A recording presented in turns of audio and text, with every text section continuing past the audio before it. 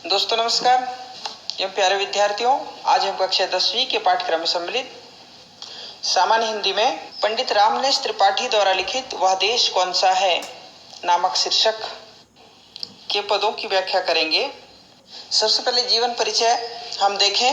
द्विवेदी युगीन राष्ट्रीय काव्यधारा के पोषक कवि श्री रामनरेश त्रिपाठी जी का जन्म 1889 ईस्वी में जौनपुर जनपद उत्तर प्रदेश के कोयरीपुर ग्राम में हुआ था।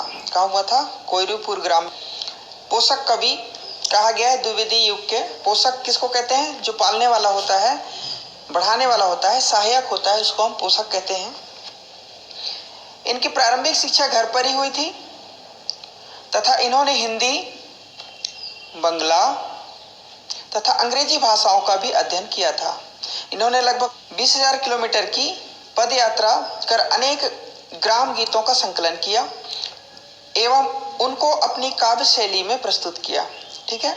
बाल साहित्य के सृजन में इनका महत्वपूर्ण योगदान है और 1962 ईस्वी में इनका निधन हो गया था। त्रिपाठी जी मननशील, विद्वान तथा परिश्रमी थे।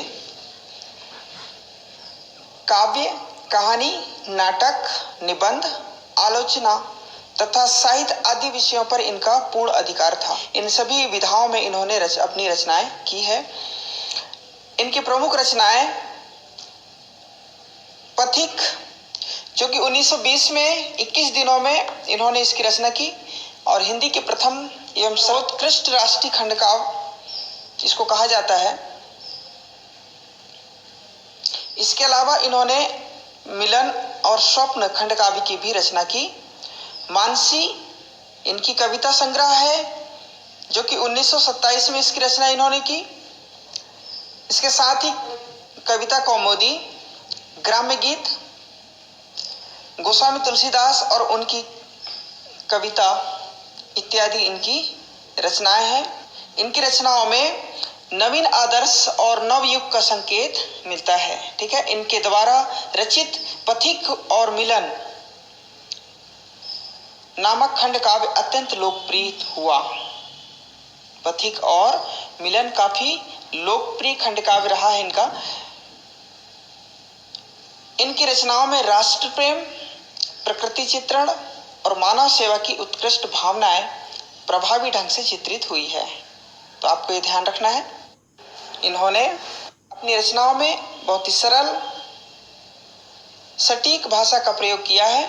साहित्य के क्षेत्र में त्रिपाठी जी ने विविध रूपों में महत्वपूर्ण कार्य किया। उन्होंने हिंदी, उर्दू, संस्कृत, बंगला भाषा का अपनी रचनाओं में प्रयोग किया। बाल कथा, कहानी के नाम से उन्होंने रोचक और शिक्षाप्रद कहानियों के कई संग्रह बच्चों के लिए तैयार किए। उन्हें हिंदी बाल साहित्य का जनक कहना गलत ना होगा। आइए वह देश कौन सा है कविता का हम केंद्रीय भाव देखते हैं। प्रस्तुत कविता में कवि की राष्ट्रीय भावनाओं का उदात्त रूप प्राप्त होता है।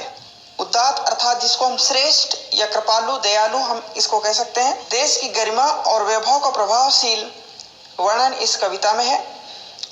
उत्तर में हिमालय इसका मुकुट है, तो दक्षिण में समुद्र इसके चरण को धो रहा है। इसकी नदियां, इसके कंदमूल, फल, अनाज, मैदान, पहाड़ सभी आकर्षक हैं। यह देश संपूर्ण संसार को अपने आचरण से शिक्षा देने वाला विश्व गुरु रहा है। यह विभिन्न आदर्शों की प्रतिष्ठा का देश है। श्री राम की पितृभक्ति, त्याग भावना, लक्ष्मण और भरत के भ्रातृत्व ने उच्च आदर्शों की प्रस्तुति की है। देश की प्रकृति, देश की भौतिक समृद्धि और देश की आचरणशील गरिमा का उल्लेख कवि ने इस कविता में प्रश्नात्मक शैली के माध्यम से किया है। किस शैली के माध्यम से किया है? प्रश्नात्मक शैली के माध्यम से किया है। प्रश्न और उत्तर की समन्वित शैली इस कविता के शिल्प सौंदर्य को बढ़ा देती है। मनमोहिनी प्रकृति की गोद में बसा है, सुख स्वर्ग सा जहां वह देश कौन सा है। संदर्भ आप लिखेंगे। प्रस्तुत पंक्तियां वह देश कौन सा है नामक शीर्षक से ली गई हैं और जिसके रचयिता कौन है? पंडित रामनरेश त्रिपाठी जी।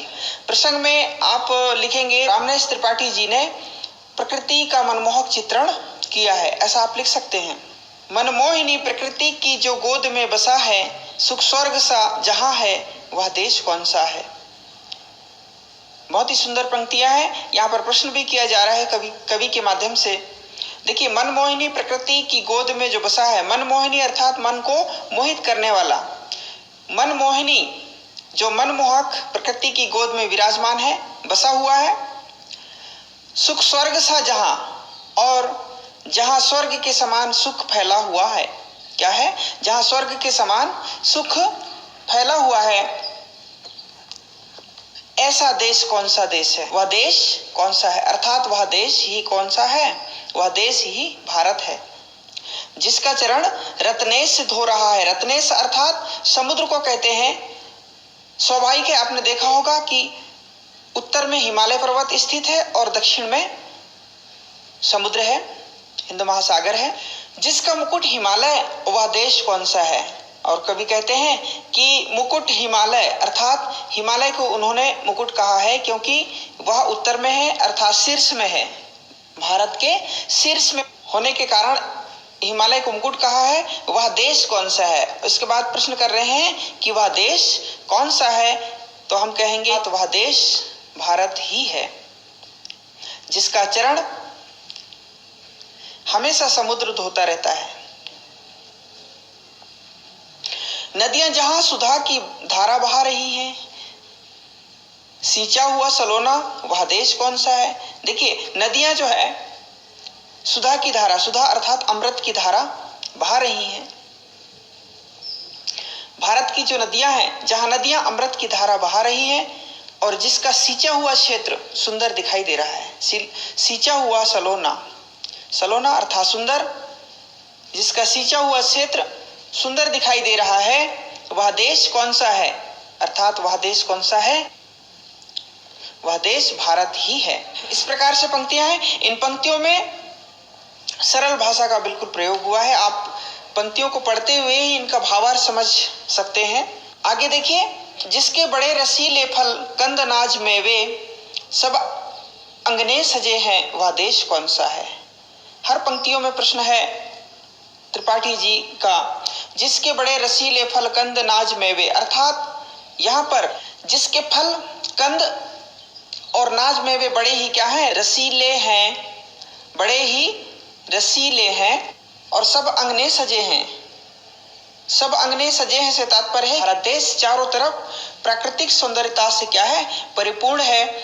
वह देश कौन सा है। ठीक है, ऐसा देश जो चारों तरफ से प्राकृतिक रूप से सौंदर्यवान हो, सुंदर हो या प्राकृतिक सुंदरता से परिपूर्ण हो, वह देश कौन सा है, वह देश भारत ही है। क्या? जिसके सुगंध वाले सुंदर प्रसून प्यारे, प्रसून अर्थात फूल, जिसके सुगंधित और सुंदर फूल बड़े ही प्यारे प्यारे लगते हैं। दिन रात हंस रहे हैं, दिन रात हंस रहे हैं। इस प्रकार के दिन रात क्या करते रहते हैं, हंसते रहते हैं। वह देश कौन सा है, वह देश कौन सा है, भारत है। मैदान गिरी वनों में हरियालियां लहकती हैं। देखिए, मैदान अर्थात समतल भाग, गिरी पर्वत, वन अर्थात जंगलों में। देखिए, मैदान, पर्वत और वनों में, जंगलों में चारों तरफ क्या है, हरियाली ही हरियाली है, आनंद ही आनंद है। आनंद में जहां है, वह देश कौन सा है।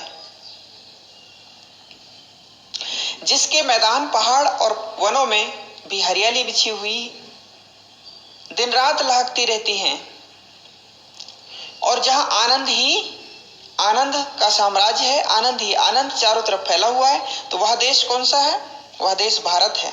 ठीक है, जिसके अनंत धन से धरती भरी पड़ी है। अनंत अर्थात अथाह, जिसको हम कह सकते हैं अथाह धन, जिसकी धरती अनंत धन से लदी भरी पड़ी है।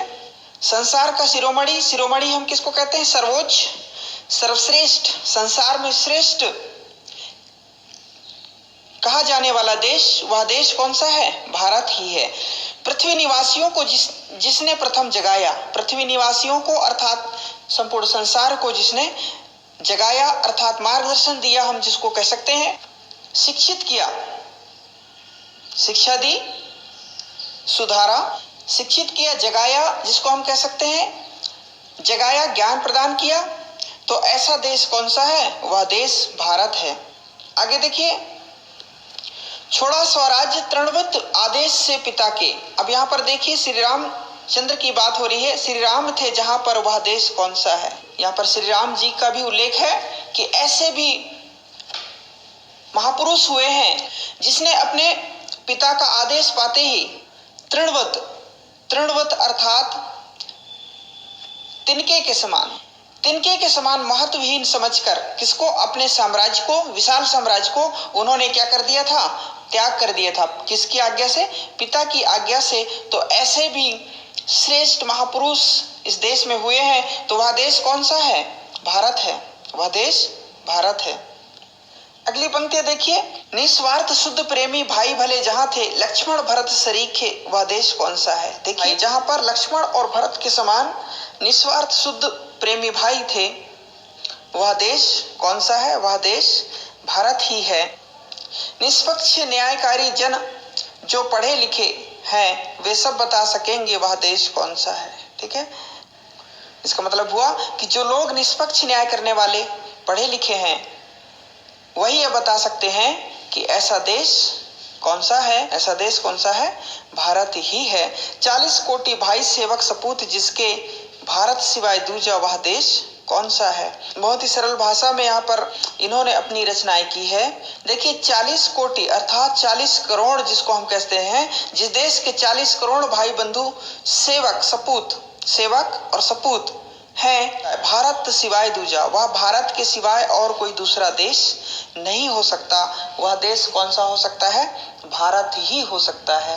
ठीक है, इस प्रकार से इन्होंने इन पंक्तियों में अपनी बात रखी है। आप इस वीडियो को बार बार देखिए, आपको बेहतर तरीके से समझ में आ जाएगा। अगले भाग में हम इस पाठ के प्रश्नों